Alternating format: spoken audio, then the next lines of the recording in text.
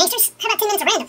Okay, so this is going to be random because it's going to be about a number of different things, but it's going to be all about the Spitfire because that's literally all I've been working on lately, and it's been good fun. I'm into the stage with the Spitfire where I start to get into my happy place, which is painting and weathering, of course. And I've been doing a lot of it and a lot of masking. Everything that's on here so far is all 100% paint. I obviously had to start out with the camouflage colors, and the way that I did those is I used a pretty common technique, sausage masking, I think a lot of people call it, for lack of any better term, and that just basically is called that because you use sausages or noodles or whatever you want to call them of blue tack or white tack, whatever poster tack. I prefer to use either the brand name Blue Tack, or there's a brand called Uhu White Tack, which is pretty good. So, you know, people talk about poster tack leaving residue and doing weird things, and I'm not denying that that could happen. I just haven't ever seen it happen with the ones that I use.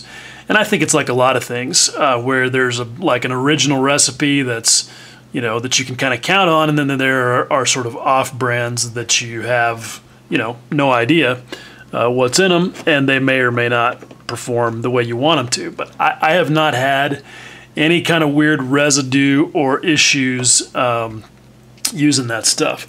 I did have some issues, but they didn't have anything to do with that, and I'll talk about that here in a second. Anyway, what you do with that method is you just roll your noodles out and you lay out the pattern that you want, and then what I do is I fill in between using liquid Frisket, or Whisker Biscuit, as somebody's autocorrect has made a lot funnier. And this stuff is great. This is where it really starts to earn its money. I find that masking fluids, as I've talked about, are mostly useless. They just don't make good edges. But if you're using them as a filler mask, then you don't have to care about that because all you're really doing is just putting it in between your masking that you're using to actually create the edge. And I find that it works really, really well for that. The only thing is, when you're doing the sausage technique, you just have to make sure that your noodles are you know, all the way onto the surface, so that the fluid doesn't run underneath them, and that can cause problems in places where it goes over something like, you know, that Canon blister right there. Yeah, I had a little bit of an issue with masking fluid leaking under that. And I try not to smash the sausages down super hard, because what you want is for them to stay round. And the trick is to spray from either directly above or a little bit behind. Like, if you imagine that my finger is the sausage and I was painting the gray, then what I would want to be doing is spraying from something like this angle, either directly above or a little bit behind, because it's the drift of the overspray underneath the paint side curvature right there that gives you that feathered edge. And what I was trying to do here was create the sort of hard, not hard feathered edge that Spitfires have. And there's, you know, you want to start a debate on a model making forum, just make some generality about how Spitfire camo was done, because there's, you know, dudes get pretty opinionated about it. The facts, as I understand them, are that at least initially, up until like 1942, they were using these big rubber mats that they would lay down and spray over, and those created a pretty hard edge. Now, of course, if you had a bird that was painted in the field with a spray gun, not going to have a hard edge. Then what I'm told is that after that, they went to just drawing it out with chalk and then spraying it. And so in that case, you're going to get a fairly you're going to get a feathered edge. And I've seen different specifications for how much overspray was allowed, like 2 inches of overspray. I don't really know, but the point is that on this particular vintage of Spitfire, a Mark 9 being produced in somewhere in the 1943 time frame, I didn't think it should have the super hard edge camo. But I had reasons for wanting to use masks, because can you spray this stuff by hand? Sure, of course, I've done that, and obviously that's possible. But I wanted to be able to use the stencils that I've talked about many times, and basically work on each colored block as its own thing, in terms of black basing and setting up for the weathering and getting the tonal variety that I was after. So for me, the masking made that easier. But having said that, I freehanded all the gray. I like to do the light color first. I freehanded all the gray, masked in the, well, I cut masks, or patterns as it were, using the a blown up version of the color call out from the instruction sheet. I laid these down, and I then just sprayed very lightly, just super lightly, just a mist, so that I could just barely see the outline of these things. Then I took all those off, and that's what I used to lay out my noodles. And then, like I said, fill in the, because I was doing the green, I filled in the gray with liquid mask. So I think that it all worked out pretty good. There's a little bit of variability in the edges, but that's okay with me, because, again, if these were hand sprayed, no matter how good you are, there's going to be some variability. That's just the way it is. Now, speaking of masking, I've got some still on here because I just sprayed a little bit ago the Sky band here on the tail. And so this is a good moment to talk about something that I've harped on a lot, and that's correct peeling of tape. And I know there are probably dudes that just recoil at that statement. They're like, what the fuck are you talking about, correctly peeling your tape? Look, no matter what it is, whether it's cooking a steak or wiping your ass, there is a most effective technique.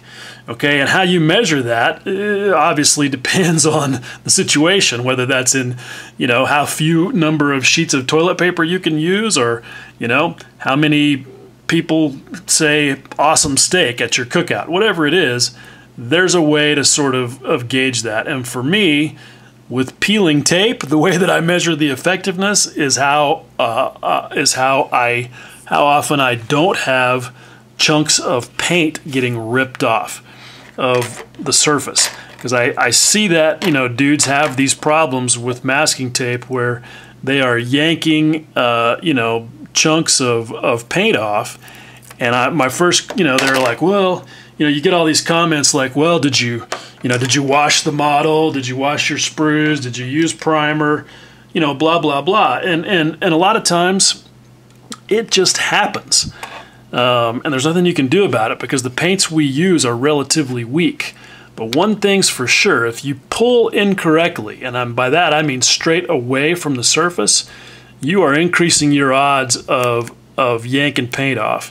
So what I always try to do, as much as possible, and it's not always possible, is always pull the tape back on itself like this, and at an angle away from the paint line. And what you want to try to avoid is those sudden yanks where the big, section of it just pops off of there. Because in my experience, that's when you take paint with it. So I've barely stuck this tape on there. This is my good MT washi tape that I've detacked by sticking it to the back of my hand. But even so, I'm going to be super careful, and I'm going to peel that off of there, just like that. And even then, sometimes you can have problems. And especially if you're using this stuff, this is the Tamiya vinyl tape for curves. It's a little bit more aggressive, and you can pop paint off if you're not careful. So my dexterity is not helping me out here. At any rate, I am definitely careful about the way that I pull that tape off. And I'll show you this here in a minute, but I mentioned that I had some issues. So sometimes no matter what you do, no matter how carefully you do everything, you can still get screwed by the bench gremlins. And that happened to me. If you have been keeping up with any of this, you know that one of the things I wanted to do was smooth the front portion of the wings. So I sprayed that whole area with high build 2K urethane primer and then sanded it all down to get rid of the rivets and the panel lines in that area. Well, turns out, and this really shouldn't be any surprise, Mr. Surfacer 1500 does not stick worth a damn to a 2K urethane primer. And that specifically is Mr. Surfacer 1500 mixed with, 10 minutes and 50 seconds. I'm going to have to get with it. Anyway, that's Mr. Surfacer 1500 mixed with Mr. Leveling Thinner, which really does not bite all that hard. And so it's really kind of no surprise that what happened to me was that when I was pulling up some of my masking material, like when I sprayed the yellow IFF bars here, and a little bit when I was actually doing some of the camo, I popped some chunks of paint off of this area right here. I mean, it was horrific. I was like, you know, OMG, because they were pretty large chunks of paint. Like I had a chunk of paint right here that was about 1/4 of an inch long. And you can see that what I've done is not even attempted to fix it perfectly, because the little story that I'm telling there is that something happened. Somebody re-sprayed it in the field and the paint didn't match quite perfectly. I did it over here, much to the consternation of some of my SMCG buddies who are super OCD and want it to be perfect. They're like, "Are you going to touch that up?" And I'm like, no, I did it on purpose. And here, I'm going to make it even worse. You know, look, this kind of stuff happens. And I know that, you know, guys are like, "No, crew chief, whatever." And I understand. But what's happening is really people are just sort of projecting their own values or whatever you want to call it onto that situation. They can't imagine themselves doing something that sloppy. But the reality is they're not in that situation, and they're really not the same kind of guy under the same kind of stresses or constraints who would do something like this. This kind of stuff happens. You can see it in reference photos all the time. We've got a guy in SMCG who's he's in the Air Force, and he works on the flight line on F-16s, and he's constantly, well, it's Combat Workshop. If you guys have never seen it, check it out. He's constantly posting wonderful photos of mismatched and goofy paint that, you know, happens just like this. And I love it. But anyway, what I was saying, and I'm trying to rush because I'm well over my time limit now, is that I had some paint pop off of here because it just was not sticking to that high build primer. And I had to make some repairs. I honestly had, I think, 4 or 5 places where I had to sand it down. You can see right there. There was a pretty significant one right there. I had to fill it in.